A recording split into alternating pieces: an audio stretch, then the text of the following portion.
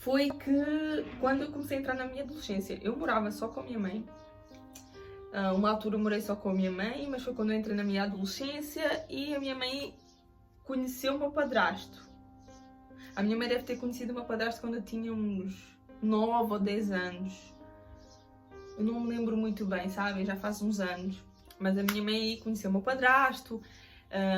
Nessa altura foi muito complicado porque eu não conseguia ver como meu pai, sabem?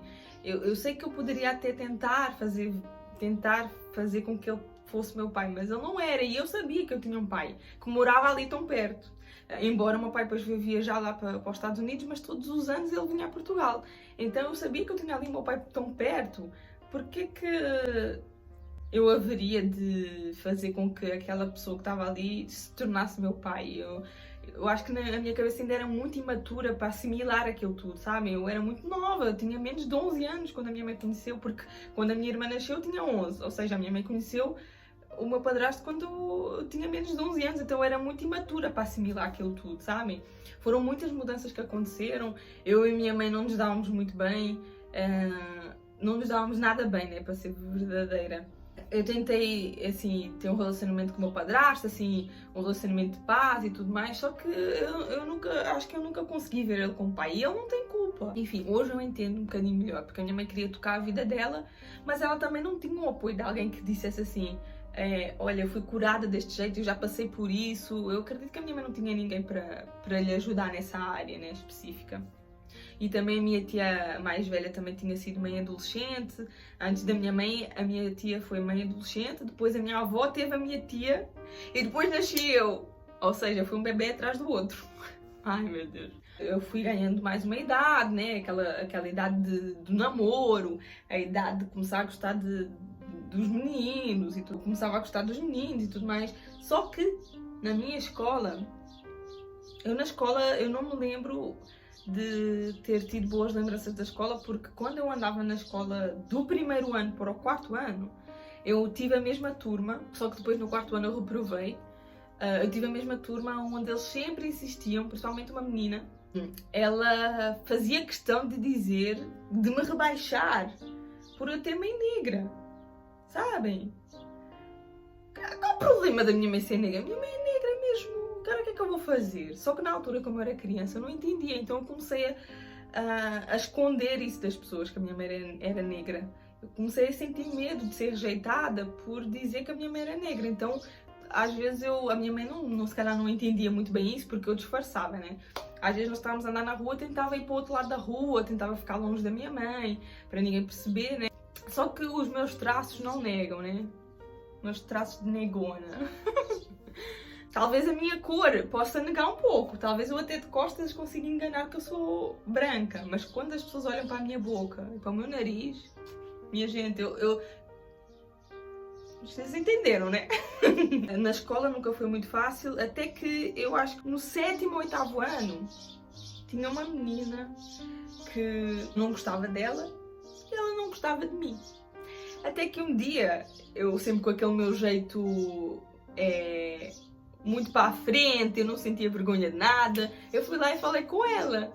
E aí a gente ficou amigas. Sara, eu te amo, meu amor. Espero que ela veja esse vídeo. Somos amigas até hoje, gente.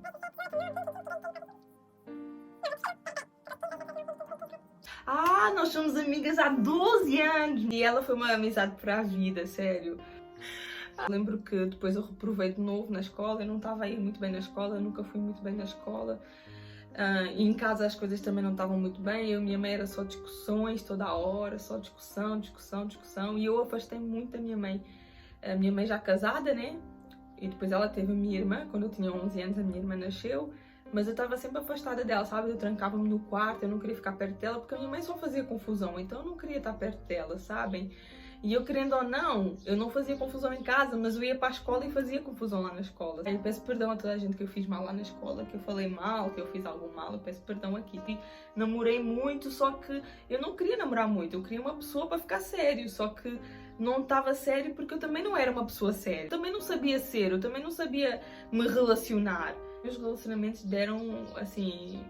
Graças a Deus que deram errado, eu não queria ficar com... Ainda bem que não teve muito tempo, ainda bem que era rápido, porque na realidade eu nunca gostei assim de um. Talvez gostasse assim muito de um ou outro, mas eu nunca firmei assim um compromisso, então não dava nem tempo de se apaixonar, sabem? Quem não teve ou não tem um relacionamento com uma mãe assim bom vai me entender. Entretanto, eu fui crescendo nesse ambiente, eu, minha mãe super mal, e a minha mãe sempre a discutir com o meu padrasto, e coitada da minha irmã também pequenininha, a ver essas coisas.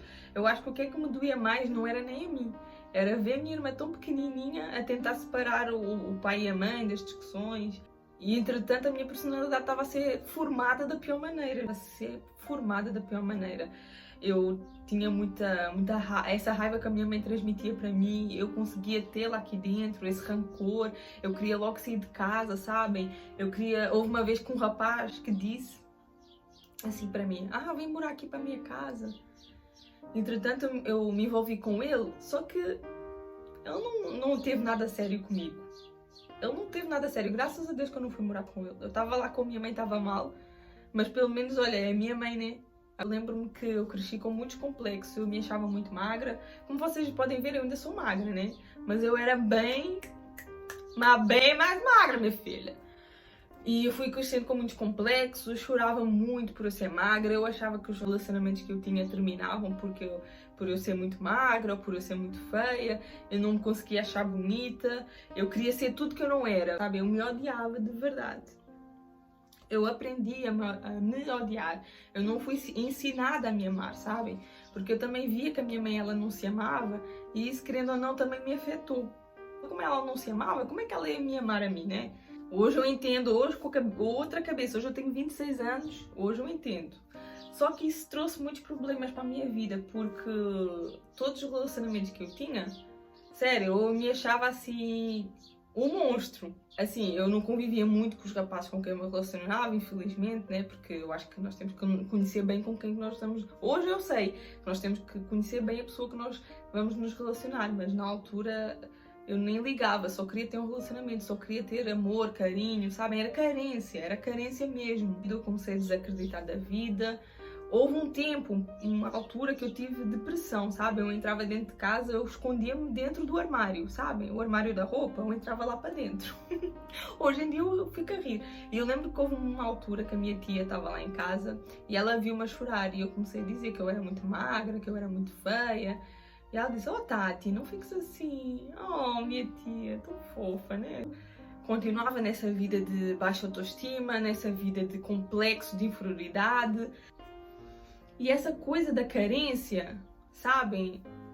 Por mais que às vezes as pessoas não notem quando tu és criança, começas a crescer, mas chega uma altura que meio que tu explodes, sabes? Que não queres mais viver, e era isso que eu tinha na minha cabeça, eu não queria mais viver, eu não via sentido para viver. Eu estava a viver porque eu estava viva e eu não tinha coragem de me matar.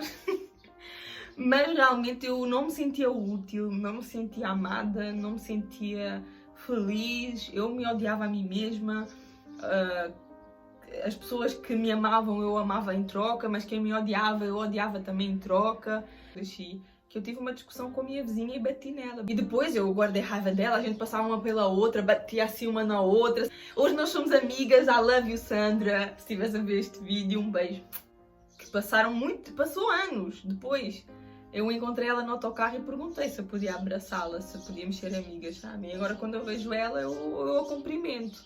Todos os relacionamentos que foram quebrados, eu tento até hoje deixar de ser aquela Tatiana complexada e tentar resolver todos os conflitos que eu tive, sabem?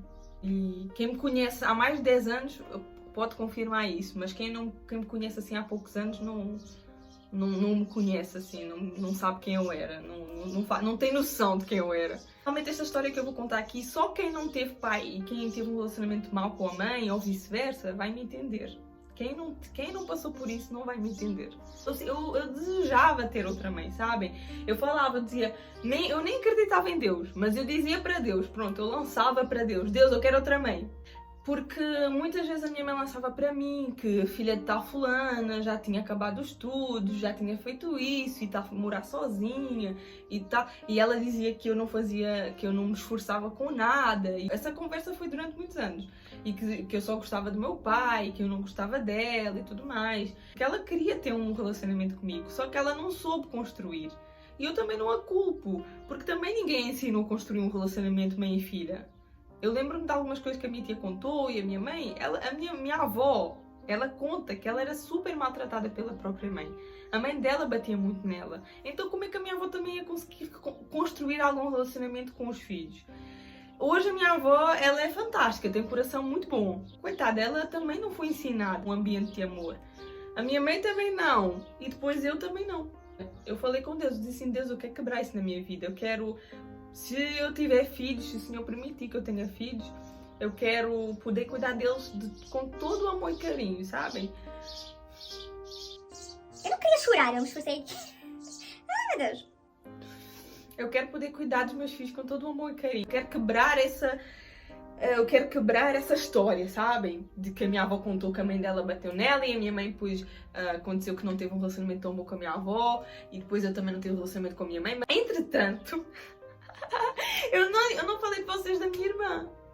Sabem, quando a minha mãe falou que ela estava grávida, eu confesso que eu fingi que eu fiquei contente. Eu tinha 11 anos, eu fingi que eu fiquei contente. Mas depois que a minha irmã nasceu, gente, eu me derreti, me apaixonei por ela, aquela coisinha ali pequenina. Hoje em dia eu consigo entender que a minha irmã foi um presente de Deus para a minha vida, porque eu iria ser filha única. E durante algum tempo eu gostava, sabem? Para mim não fazia diferença, mas hoje em dia, agora que a minha irmã está aqui neste mundo, eu já não consigo imaginar a minha vida sem ela. Acontece aquelas coisas de irmãs, sabem? Que às vezes eu quero dar uma chinelada nela e ela em mim.